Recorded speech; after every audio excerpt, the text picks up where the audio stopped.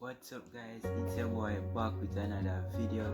So guys, this video should be finished created a long time ago guys, but I felt a bit discouraged, but I've managed to build up the encouragement to make the video. So here we go guys. Welcome.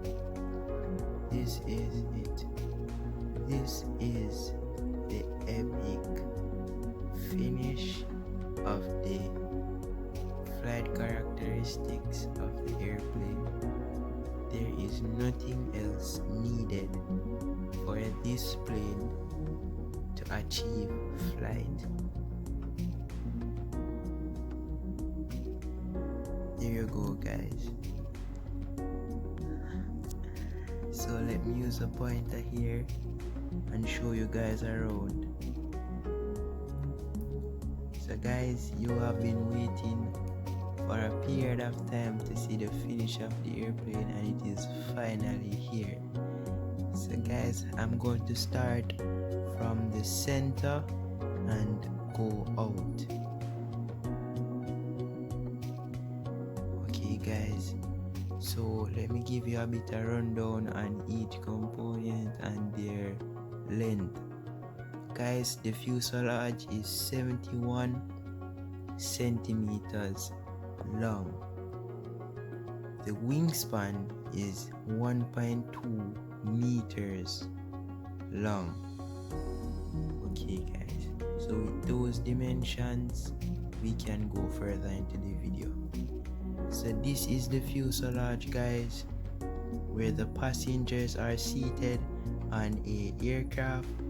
So as the plane is in the waiting station, let me point you out on each part of it. So the fuselage guys, this is the cockpit where the pilot is seated, and this is the nose of the airplane.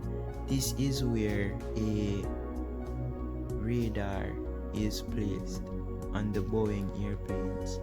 So the radar gives a geographical sighting of the landscape the pilot is flying through. So guys, as you can see there, we have a vent, and that vent intakes air to cool the motherboard of the plane. So guys, that cools the motherboard of the plane, and we have two vents on the airplane here, right? So the motherboard is placed in a vertical position guys, so both sides get cooled. Furthermore guys, the antenna here, right, I removed the antenna from the top of the aircraft because I realized that I would have some interference from the wing. So if a signal should be shot from ground, right, and to the top of the airplane, the wing would block it to reach to the top, which is here. Let me show you a better view of that. The antenna guys was here, and I just diverted it to the side to get better reception. So I will show you in the fuselage soon. So guys, these are the motor wires. So these wires will run out to the wingtip where the motors will be placed, right? So let me show you the wingtip. Yeah guys, so the motors will be placed there. Came to me after making the videos, right?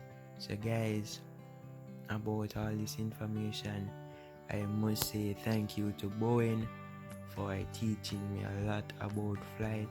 Guys, they have simplified flight to the fullest, guys. This is why aviation is becoming better and easier to understand, guys. It is because of companies like Boeing, which simplify things, guys, and invest a lot in efficiency and simplicity. So guys, it is very important that we have a heartwarming gratitude to these companies who are helping us, right, and in reducing the cost of flights and other. So the wing mount, guys, is connected to the fuselage at a hinge point here, and it is then connected to the wing at another hinge point there. So guys, the purpose of the wing mount is to support the wing in both push and pull.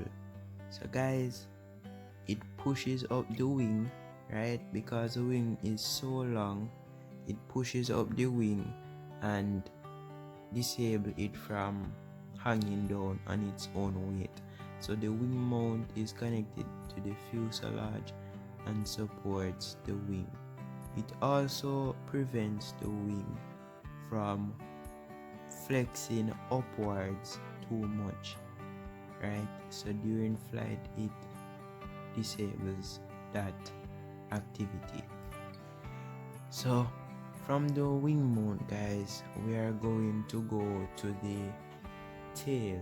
So as I said, I will explain from the fuselage and out. So guys, the tail, if I am not wrong, the dimensions of the tail is about 30 centimeters or more, about 33 centimeters. So guys, the tail is a H-tail design, and the reason why I chose this design, guys, is because of its surface area. So surface area is very important in this design because you want to have as much air interaction as possible. So you can see that on the horizontal stabilizer we have two small vertical stabilizers, right, and these add to the vertical stability a whole lot. So guys, moving from the stabilizers, let's go down to the connection point of the stabilizer. So what I went with here is a thin vertical piece to connect the horizontal stabilizer to the aircraft, and with this piece, right, I had two supports, right, very thin and light, attached to the horizontal stabilizer. So this prevents the horizontal stabilizer from flexing side to side during flight air turbulence. So guys, this is very important because it adds to the firmness of the horizontal stabilizer. Let us move on to the electronics of the aircraft. So this, or I should say here, is where the electronics will be placed. Only the battery to say. So the battery will be placed in here in this slot, and these are the power cables. These two cables are the power cables. So those cables will be connected to the battery, plugged into the battery, a lithium ion cell battery, which gives a lot of power to the motors that will be placed on each wing. Right, it's getting a bit tiring, guys, but I must continue. So further explanation about the shape of the fuselage, which is very important. The fuselage has a simple water drop design. I like to talk about the water drop design, guys, and as you can see, the fuselage is large at the front and smaller at the back, so it has a decrease in height as you go along the top of the fuselage. Alright, and no more of that. So that is all there is to the fuselage, and let's move on to the wing. So guys, so that's the fuselage shape actually. So guys, if you can see, the fuselage is a 2.7 centimeters thick, and to reduce mass of the airplane, I hollowed out the fuselage. At this point I can't believe I did that, but if I should shine the flashlight on one side, you would see that it has a hollow section with spars running down the fuselage. So that is the interior of the fuselage. It is hollowed out, guys, about